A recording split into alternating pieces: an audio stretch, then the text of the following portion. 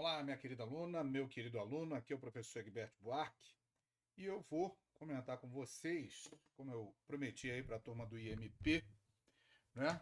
A turma do IMP de carreiras fiscais e Cefaz DF, o comentário das questões de balanço patrimonial da nossa lista 4, né?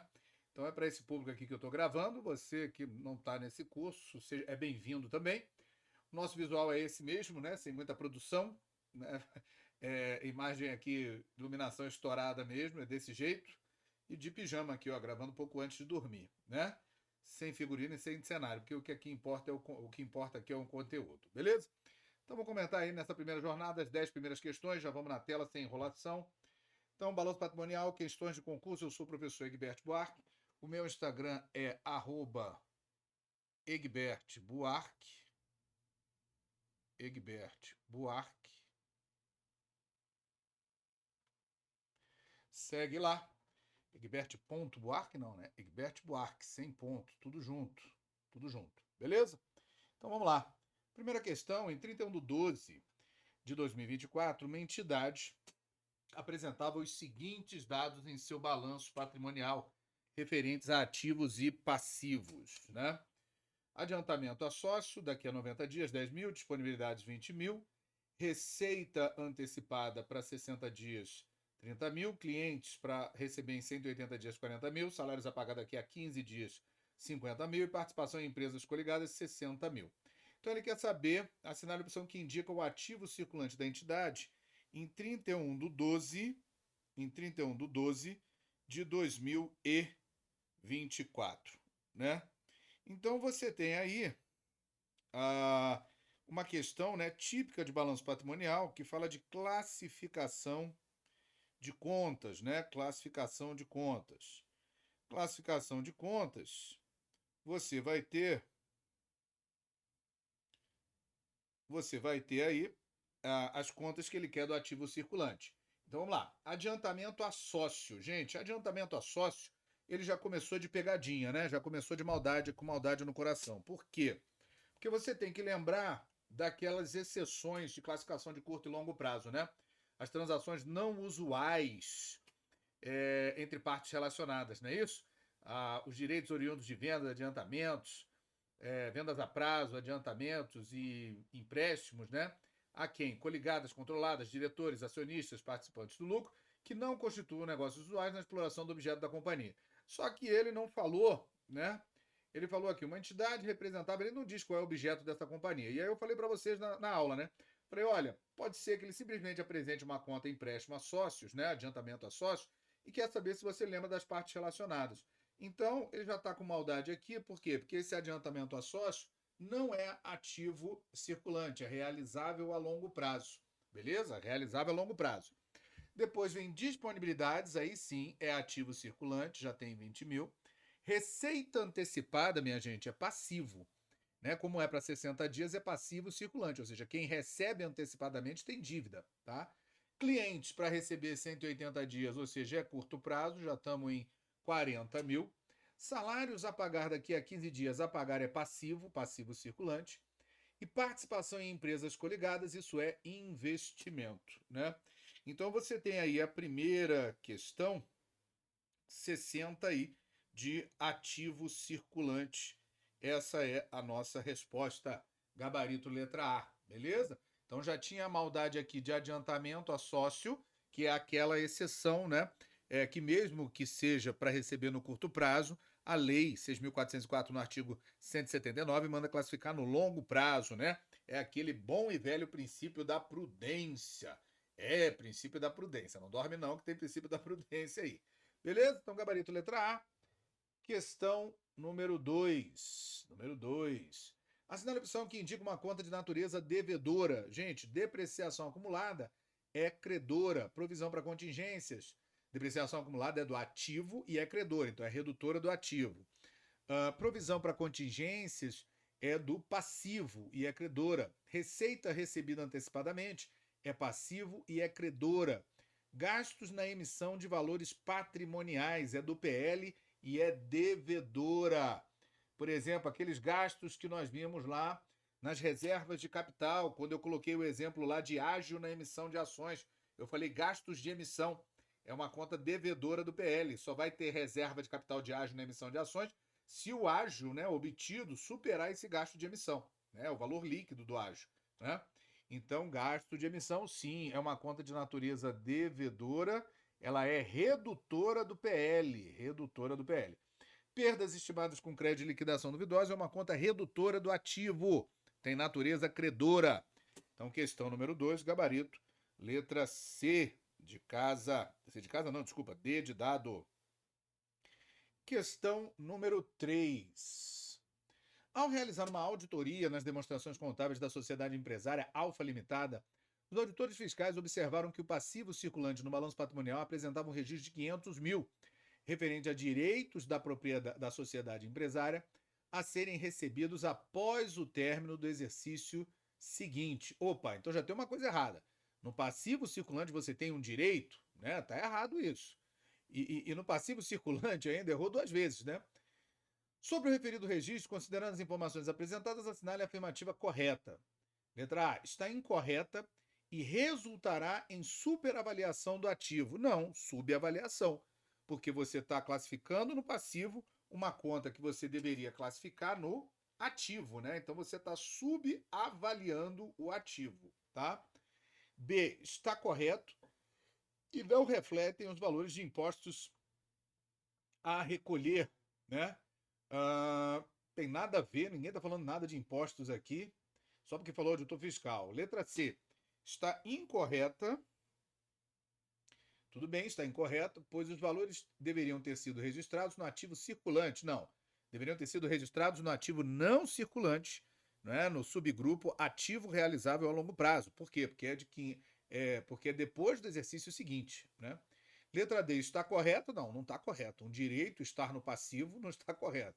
E seu registro não provoca alterações no patrimônio líquido? Provoca sim, subestima o patrimônio líquido. À medida que você subestima o ativo ou superestima o passivo, você está subestimando o patrimônio líquido, beleza?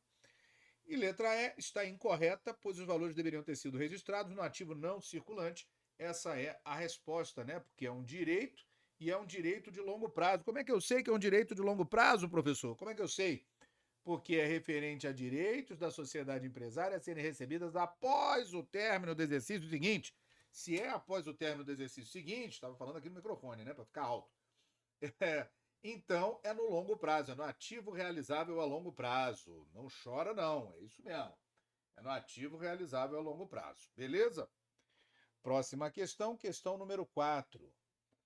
Em 1º de outubro de 2024, uma loja de vinhos adquiriu 30 garrafas de vinho para revenda por R$ 3.000. A loja estimava vender 5 garrafas em novembro, 12 em dezembro e o restante no primeiro semestre de 2025. Ou seja, todas as garrafas ela pretende vender no curto prazo, que é até o final do exercício seguinte, que é 2025. Na data da compra, o estoque foi contabilizado no balanço patrimonial do seguinte modo: tudo no ativo circulante. Simples assim. Tudo no ativo circulante, né? Por quê? Porque o último lote é o restante no primeiro semestre de 2025, né? Ou seja, até o término do exercício social subsequente. Então é ativo circulante. Parece que eu estou vindo das nuvens, né? É isso mesmo, é para você ter a ilusão aí de que está tendo uma visão. Beleza. Vamos lá, próxima questão, número 5. Em 30 de novembro de 2024, uma sociedade empresária contraiu um empréstimo de R$ 500 mil com seu único sócio. Foi acordado entre eles que a sociedade empresária pagaria integralmente o montante em 30 de 4 de 2025, ou seja, em princípio no curto prazo. Em 30 de 11 de 2024, o aumento em caixa teve como contrapartida uma conta em, olha, passivo circulante, né? Passivo circulante. Por quê? Ele quis fazer uma pegadinha aqui pelo seguinte: ele falou, uma sociedade empresária contraiu um empréstimo, então ela não está emprestando. Então não é caso de transação não usual com parte relacionada. Veja, essa exceção de pegar um valor, de ter um valor que vence no curto prazo, porém classificá-lo no longo prazo, ela só se aplica a ativo, não se aplica a passivo. Por quê? Porque essa regra decorre do princípio da prudência. E a prudência para o passivo é deixar no curto prazo mesmo. Então, a sociedade empresária, ela contraiu o empréstimo com o sócio, beleza, pegou emprestado com o sócio, e vai pagar até o término do exercício seguinte, que é 2024, né? Então, ela vai classificar no passivo circulante mesmo, não vai jogar para o longo prazo, não, senão seria imprudente. Agora, se ela tivesse concedido o empréstimo para o sócio, aí sim, e o sócio tivesse se comprometido a pagar até o final do exercício seguinte, então, embora isso caracterize curto prazo, a lei manda classificar no longo prazo. Por quê? Porque é uma transação não usual com parte relacionada, que no caso é o sócio. Beleza? Questão número 6. Em 31 de 12 de 2024, a Companhia Gama apresentava os seguintes saldos em seu balanço patrimonial: disponibilidades, 200 mil, e capital social, 200 mil. Em janeiro de 2025, os sócios da Companhia Gama integralizaram o capital social por meio de 50 mil reais em dinheiro. A empresa elaborou as seguintes demonstrações contábeis: balanço patrimonial, demonstração do resultado do exercício e demonstração das mutações do patrimônio líquido. Assinale a opção que indica as demonstrações contábeis que foram impactadas pela integralização de capital social. Está aqui, ó, o balanço patrimonial vai mostrar isso, porque o balanço patrimonial ele vai mostrar um aumento do PL, que é o aumento do capital social, e um aumento do ativo, certo? Agora, a demonstração do resultado do exercício, não. E aí, uma coisa que a essa altura você já sabe, né? Você já sabe, já falei muito para você. Os valores envolvidos em transações com sócios na condição de sócios não transitam pelo resultado. Estou até pegando o microfone aqui, você não está vendo? Para eu falar mais alto para você ouvir. Os valores envolvidos em transações com sócios na condição de sócios não transitam pelo resultado. Aí fica fácil, ó. Integralização de capital não aparece na DRE. DRE é para quem tem intimidade, né? Demonstração do resultado do exercício. E a demonstração das mutações do patrimônio líquido vai evidenciar. Por quê? Porque ela demonstra as mutações, ou seja, as modificações do patrimônio líquido. O capital social está no patrimônio líquido. Então, a demonstração das mutações do patrimônio líquido vai ter que mostrar a integralização de capital, seja em dinheiro, seja em bens, né? Por quê? Porque o capital social está dentro do PL. Questão número 7. Então, aqui ficou letra C de casa, né? 1 e 3 apenas. Não dorme não, não dorme não. Foi dada a largada. Questão número 7. Em 2022, os sócios de uma empresa aumentaram o capital social por meio da integralização de um terreno, que era avaliado em 50 mil. No ano seguinte, a empresa vendeu o terreno para terceiros a prazo por 50 mil, sem oferir lucro ou prejuízo. Assinale a opção que indica as variações nos saldos dos elementos patrimoniais na data da venda, né? Veja, na data da venda houve uma diminuição do ativo, né? Vamos lá, ó. Na data da venda. Então, na data da venda você tinha um terreno, né? E vendeu o terreno a prazo, sem oferir lucro, certo? Então, o que aconteceu? Vamos lá. As variações nos saldos. Ele está dizendo o seguinte, ó. Primeiro, houve uma integralização de capital. Então, aumentou o capital social. Aqui, capital social. CAP, SOC. E aqui aumentou o caixa. Caixa não foi dinheiro. Aumentou aqui terreno. Beleza. Aqui o terreno. Beleza. Aí o que aconteceu? Posteriormente, vamos voltar aqui. Não se perde, não. Meu Deus. Vamos lá. Posteriormente, o terreno foi vendido. Então, eu dei baixa do terreno. E como ele foi vendido a prazo, ele foi convertido em contas a receber. 50 mil. Então, o ativo não variou. no momento da venda do terreno, porque o valor que foi dado baixa no terreno foi o mesmo valor que entrou em contas a receber, né? Então, não há variação de saldos, né? O patrimônio líquido não varia, porque não houve lucro nem prejuízo, e o ativo também não varia, porque o valor que foi dado baixa do terreno foi o mesmo valor que entrou em contas a receber. Então, não tem variação. Beleza? Questão número 8. A companhia contábil presta serviços de consultoria. Ela tem participação permanente na companhia Decoração, classificando-a como coligada. Em 30 de 12 de 2022, a companhia contábil emprestou à companhia Decoração, né? Então, a companhia Decoração é coligada da companhia contábil. Emprestou 50 mil para recebimento em 31 de 12 de 2023, né? Ou seja, em princípio, no curto prazo. Beleza. Assinale a opção que indica, respectivamente, a contabilização da participação na companhia Decoração e do empréstimo realizado a ela, no balanço patrimonial da companhia contábil, 31 de 12 de 2022. Bom, a participação permanente é investimento. Estudamos isso. O que são participações permanentes? Desculpa, o que são investimentos? Investimentos são participações permanentes no capital de outras sociedades e os direitos de qualquer natureza não classificados no ativo circulante que não se destina à manutenção das atividades da companhia, né? Ou seja, são as participações permanentes e aquilo que a empresa não vai usar no seu negócio. São os investimentos, beleza? Então, a participação é investimento, beleza? E o empréstimo vai ser o ativo realizável a longo prazo, porque aqui ele cobrou aquela exceção, né? Lembrando, tá lá na lei, né? A exceção da regra geral de curto e longo prazo.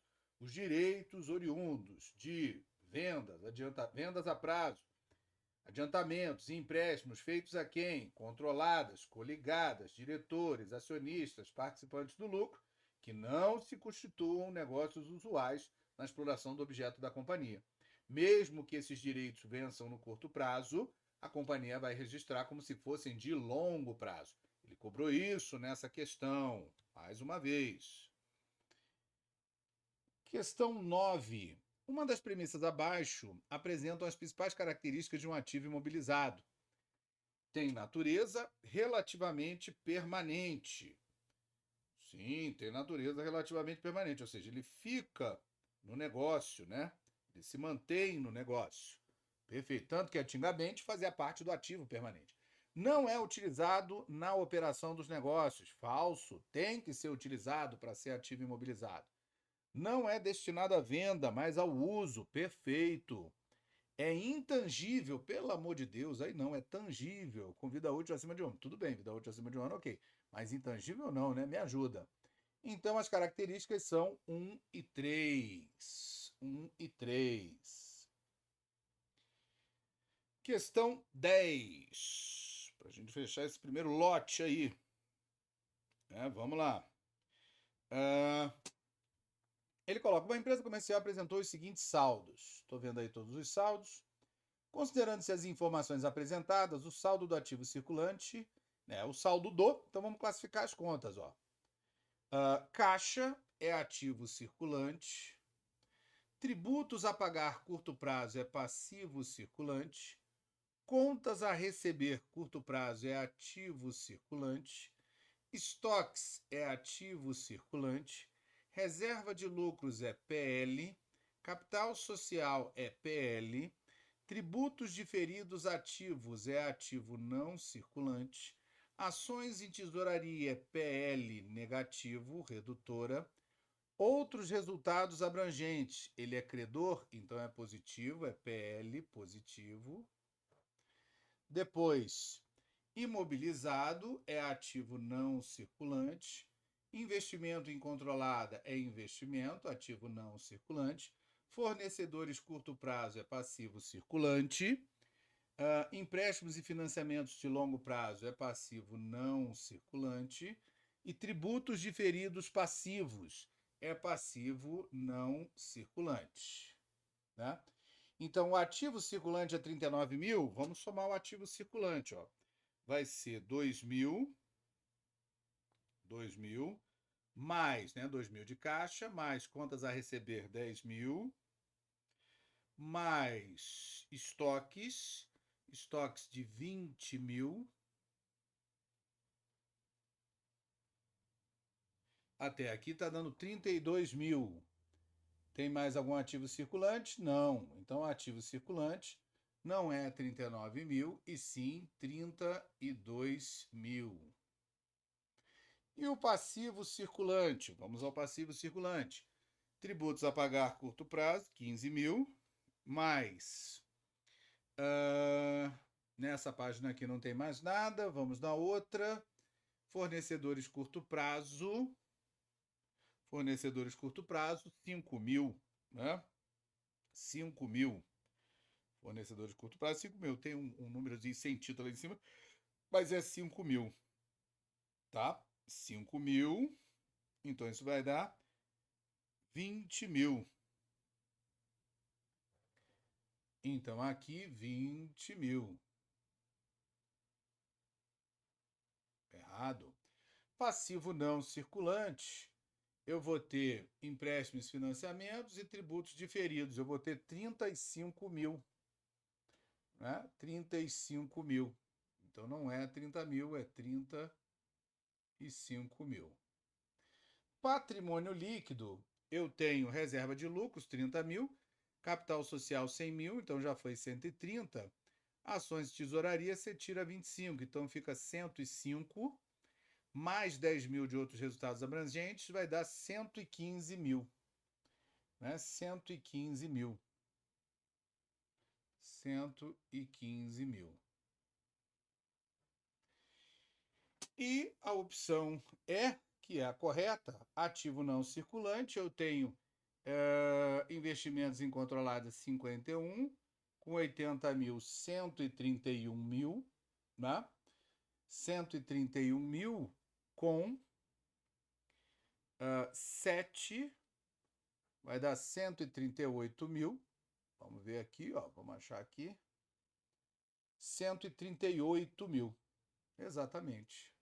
Correto. Né? Agora vamos ver se o balanço fecha. Olha lá, ó. Vou pegar o ativo circulante, 32.000, mais o ativo não circulante, 138.